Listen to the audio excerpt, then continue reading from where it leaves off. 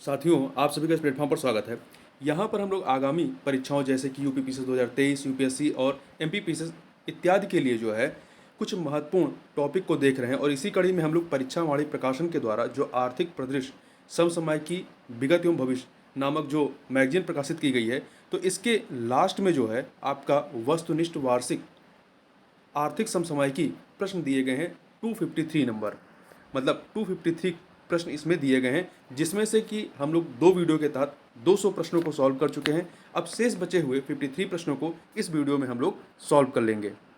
तो चलिए प्रारंभ करते हैं। 201 नंबर क्वेश्चन है, केंद्रीय सांख्यिकी कार्यालय सीएसओ के ताजा अनंतिम आंकड़ों के अनुसार बीते वित्तीय वर्ष 2021-22 में देश में सकल घरेलू उत्पाद जीडीपी में कितने प्रतिशत की वृद्धि रही है? तो 8.7% की। अगला है, सीएसओ अर्थात केंद्रीय सांख्यिकी कार्यालय के ताजा आंकड़ों के अनुसार बीते वित्तीय वर्ष 2021-22 में भारत की राष्ट्रीय आय प्रचलित मूल्यों पर कितनी रही है? तो ये आपकी 205.3 लाख करोड़ रुपए रही है। बीते वित्तीय वर्ष 2021-22 में भारत में लगभग 1.67 लाख नई कंपनियों का पंजीकरण हुआ। नई कंपनियों का यह पंजीकरण किस राज्य में सर्वाधिक हुआ है? तो महाराष्ट्र में। अगला है, विश्व व्यापार संगठन डब्ल्यूटीओ के चालू वर्ष 2022 में वैश्विक व्यापार में कितने प्रतिशत वृद्धि का अनुमान अपनी हाल ही की एक रिपोर्ट में व्यक्त किया है? तो 3% की। भारतीय मूल के उद्यमी श्री सत्य नडेला निम्नलिखित में से किस कंपनी के सीईओ हैं? तो ये माइक्रोसॉफ्ट के सीईओ हैं। भारत ने निम्नलिखित में से किस देश या किन देशों के साथ स्वतंत्र व्यापार समझौते पर हस्ताक्षर 2022 के दौरान किए हैं? फ्री ट्रेड एग्रीमेंट पर। तो ऑस्ट्रेलिया और संयुक्त अरब अमीरात दोनों के साथ, तो सी ऑप्शन हो जाएगा। भारतीय क्रिकेट कंट्रोल बोर्ड बीसीसीआई के इंडियन प्रीमियर लीग आईपीएल का 15वां सत्र अप्रैल मई 2022 में संपन्न हुआ। निम्नलिखित में से कौन सा इस वर्ष आईपीएल 15 का टाइटल प्रायोजक रहा है? तो वो आपका टाटा ग्रुप था। कौन था? टाटा ग्रुप था। ये तो 15वां सत्र था, अभी हाल ही में जो है इसका 16वां सत्र चल रहा है। आगे चलते हैं। सार्वजनिक क्षेत्र की हेलीकॉप्टर सेवा कंपनी पवन हंस में अपनी हिस्सेदारी बेचने के लिए निजी क्षेत्र की कंपनियों से बोलियां सरकार ने आमंत्रित की थी। इस कंपनी में सरकार की हिस्सेदारी कितने प्रतिशत है? तो सरकार की हिस्सेदारी इसमें 51% है। अगला है, निम्नलिखित में से किस देश के साथ निवेश प्रोत्साहन समझौते का नवीकरण भारत ने मई 2022 में किया? तो अमेरिका के साथ में किया। किसके साथ में? अमेरिका के साथ में। सी ऑप्शन हो जाएगा। आगे बढ़ते हैं। अगला प्रश्न है, 210 नंबर क्वेश्चन है कि वित्तीय वर्ष 2021-22 के लिए भारतीय रिजर्व बैंक ने लगभग कितनी राशि केंद्र सरकार को लाभांश के रूप में हस्तांतरित की है? तो 30,300 करोड़। 30,300 करोड़। अगला है, वाणिज्य मंत्रालय के अद्यतन आंकड़ों के अनुसार 2021-22 के दौरान भारत में लगभग कितनी राशि का विदेशी प्रत्यक्ष निवेश प्राप्त किया गया? तो कितनी का? 84 अरब डॉलर का। वाणिज्य मंत्रालय के उपयुक्त आंकड़ों के अनुसार 2021-22 के दौरान विदेशी निवेश प्राप्त करने के मामले में किस राज्य का पहला स्थान रहा है? कर्नाटक का। और 2021-22 के दौरान निम्नलिखित में से किस क्षेत्र में सर्वाधिक विदेशी प्रत्यक्ष निवेश प्राप्त किया गया है? कंप्यूटर सॉफ्टवेयर एवं हार्डवेयर में। अगला है, पीटर्स एल्बर्स निम्नलिखित में से किस एयरलाइंस के नए सीईओ मई 2022 में नियुक्त किए गए हैं? तो ये नए सीईओ बने हैं इंडिगो के। निम्नलिखित में से कौन सा देश 2021 के दौरान हथियारों का सबसे बड़ा निर्यातक राष्ट्र रहा है? तो अमेरिका है। दूसरे पे रशिया है। अगला है, भारत में घरेलू विमानन या विमान सेवा बाजार में निम्नलिखित में से किस कंपनी की बाजार हिस्सेदारी सर्वाधिक है? तो किसकी है? इंडिगो की है। तो ध्यान रखिएगा, इंडिगो की है। निम्नलिखित में से किस भारतीय कंपनी का बाजार पूंजीकरण एम कैप मई 2022 के अंत में सर्वाधिक था? रिलायंस इंडस्ट्रीज लिमिटेड का। मैत्री एक्सप्रेस रेलगाड़ी किस पड़ोसी देश के साथ भारत का रेल संपर्क स्थापित करती है? बांग्लादेश के साथ में। मई जून 2022 में मुंबई में संपन्न 17वें मुंबई अंतर्राष्ट्रीय फिल्म महोत्सव में किस देश को फोकस कंट्री का दर्जा प्रदान किया गया था? बांग्लादेश को।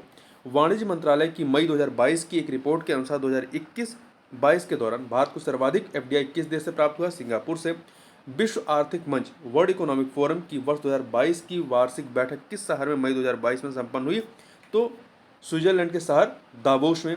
भारत में उपभोक्ता मूल्य सूचकांक का आधार वर्ष वर्तमान में क्या है? 2012 है। भारतीय रिजर्व बैंक की 6 सदस्यीय मौद्रिक नीति समिति के कितने सदस्य सरकार द्वारा नियुक्त किए जाते हैं? 3 सदस्य। 6 सदस्य होते हैं, 3 सरकार के द्वारा और 3 आरबीआई के द्वारा। आगे चलते हैं। अगला है, चालू वित्तीय वर्ष 2022-23 में मौद्रिक नीति की पहली समीक्षा रिजर्व बैंक द्वारा 8 अप्रैल 2022 को जारी की गई। ऐसी कितनी समीक्षाएं इस वित्तीय वर्ष 2022-23 में अभी और संभावित? देखिए, एक पूरे वित्तीय वर्ष में लगभग मतलब 6 आपके मौद्रिक नीति की समीक्षाएं रिजर्व बैंक जारी करता है। प्रत्येक 2 माह पे इसको जारी किया जाता है। तो अभी एक हो गई है और 5 और बचे हैं। वित्त मंत्रालय के अद्यतन आंकड़ों के अनुसार मार्च 2022 के अंत में भारत पर कुल विदेशी ऋण 620 अरब डॉलर से अधिक था। यह जीडीपी के प्रतिशत के रूप में यह लगभग कितना था? तो ये 19.9%। भारत में थोक मूल्य सूचकांक आधारित मुद्रास्फीति के आंकड़े निम्नलिखित में से किसके द्वारा प्रतिमाह जारी किए जाते हैं? वाणिज्य एवं उद्योग मंत्रालय के द्वारा। वाणिज्य एवं उद्योग मंत्रालय के द्वारा जारी किए जाते हैं। आगे चलते हैं। वाणिज्य मंत्रालय के अंतिम आंकड़ों के अनुसार वित्तीय वर्ष 2021-22 में भारत के वस्तुगत निर्यात लगभग 420 अरब डॉलर के रहे हैं। संदर्भित वर्ष में देश के वस्तुगत आयात लगभग कितनी राशि के रहे हैं?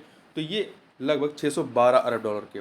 वहीं अद्यतन उपलब्ध अंतिम आंकड़ों के अनुसार वित्तीय वर्ष 2021-22 में भारत के वस्तुगत निर्यातों में किस श्रेणी के निर्यात सर्वाधिक रहे हैं डॉलर में? निर्यात मतलब हमने चीज़ों को बेचा है, तो यह है इंजीनियरिंग का सामान। अगला है 2021-22 के दौरान भारत के वस्तुगत आयातों में जो चीज़ें हमने खरीदी हैं में निम्नलिखित में से किसका आयात सर्वाधिक रहा है डॉलर मूल्य में? तो ये आपका POL पेट्रोलियम ऑयल और लुब्रिकेंट्स रहा है। आगे बढ़ते हैं। 2021-22 में भारत में फलों का कुल उत्पादन लगभग कितना रहा है? 100 मिलियन टन। भारत के अग्रणी उद्यमियों में गिने जाने वाले शिव नडार निम्नलिखित में से किस कंपनी के संस्थापक हैं? तो ये HCL कंपनी के संस्थापक हैं। निम्नलिखित में से किस उद्यमी को उद्योग व्यापार जगत के वर्ष 2021 के अर्स्ट एंड यंग पुरस्कारों में वर्ष के सर्वश्रेष्ठ उद्यमी इंटरप्रेन्योरशिप ऑफ द ईयर का पुरस्कार दिया गया है? तो नायका की फाल्गुनी नायर को, नायका के संस्थापक फाल्गुनी नायर को। आगे बात करते हैं। वर्ष 2021 के इकोनॉमिक टाइम्स कॉर्पोरेट एक्सीलेंस पुरस्कारों में निम्नलिखित में से किसे business women of the year का पुरस्कार दिया गया है? सिप्ला की समीना हमीद को। आगे बढ़ते हैं।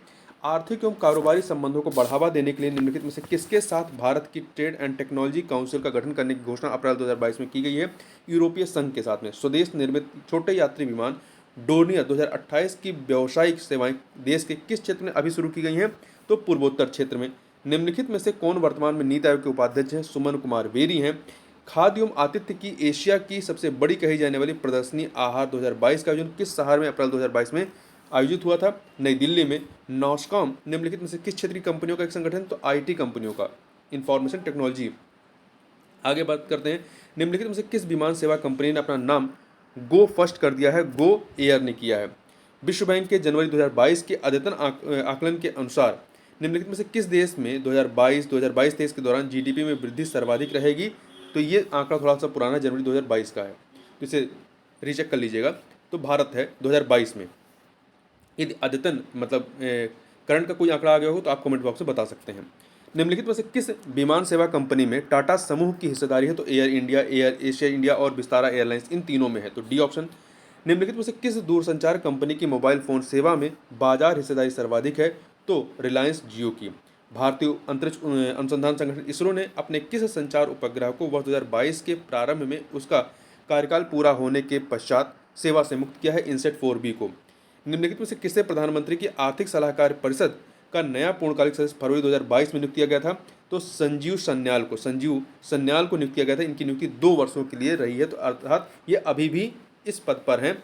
और जो प्रधानमंत्री की आर्थिक सलाहकार परिषद है इसका अध्यक्ष कौन है? तो डॉक्टर विवेक देवराय हैं। आगे चलते हैं। अगला है आपका बीमा क्षेत्र की नियामक संस्था इरडा के चेयरमैन पद पर किसकी नियुक्ति मार्च 2022 में की गई थी? देवाशीष पांडा की। अभी भी इस पद पर हैं ये।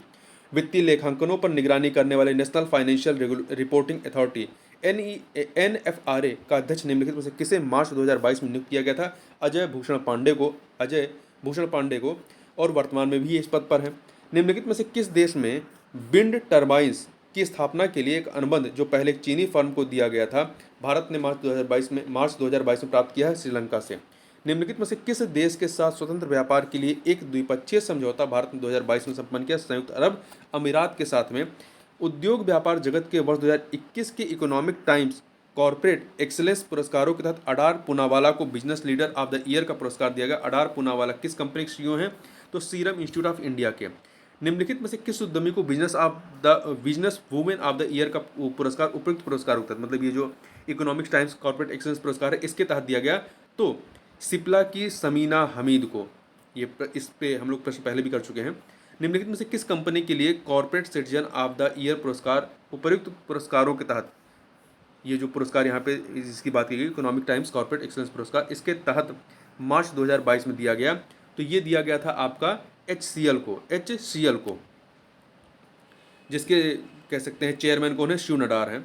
अगला है मार्च 2022 में जारी संयुक्त राष्ट्र वर्ल्ड हैप्पीनेस इंडेक्स रिपोर्ट में जारी हैप्पीनेस सूचकांकों की दृष्टि से विश्व में सर्वाधिक खुशहाल देश कौन सा है, तो फिनलैंड। यहाँ ध्यान दीजिएगा ये मार्च 2022 की बात कर रहे हैं, जबकि मार्च 2023 में जो है जो नया आंकड़ा है वर्ल्ड हैप्पीनेस इंडेक्स 2023, तो उसके भी आंकड़े आ गए हैं, रिपोर्ट आ गई है। तो हम नए वाले की यदि बात करें तो नए के हिसाब से भी वर्ल्ड हैप्पीनेस इंडेक्स 2023 के अनुसार भी सबसे खुशहाल देश फिनलैंड है। पिछले 6 वर्षों से ये नंबर 1 पर है।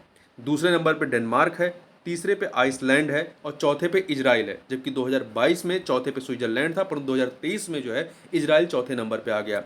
अब यहाँ पर भारत की बात कर लेते हैं 2023 के हिसाब से। तो 2023 में भारत जो है 126वें स्थान पर है, जबकि 2022 में भारत जो है 136वें स्थान पर था, 136 पे था। अब 2023 में 126 हो गया, मतलब 10 अंकों का जो है या 10 स्थानों का बढ़त हासिल की है भारत ने, ठीक है। वहीं 2021 में जो है 139 पे था। इस प्रकार से लगातार देखें 3 वर्षों से इसकी रैंकिंग में सुधार हुआ है। आगे चलते हैं। कर्मचारी भविष्य निधि EPF जमाओं पर 2021-22 के लिए कितने प्रतिशत सालाना ब्याज की संस्तुति कर्मचारी भविष्य निधि संगठन के केंद्रीय न्यासी बोर्ड ने की। ये 2021-22 के लिए है, तो तब 8.1% की गई थी, जो कि सर्वाधिक निम्नतम रही थी। अब 2022-23 के भी आंकड़े आ गए हैं, तो 2022-23 के आंकड़ों की बात करें तो ये कितना है, इसको 8.15% निर्धारित किया गया है। तो ये चीज़ आप याद रखिएगा। तो इस प्रकार से इस वीडियो में बस इतना ही। मिलते हैं नेक्स्ट वीडियो में, तब तक के लिए बहुत बहुत धन्यवाद।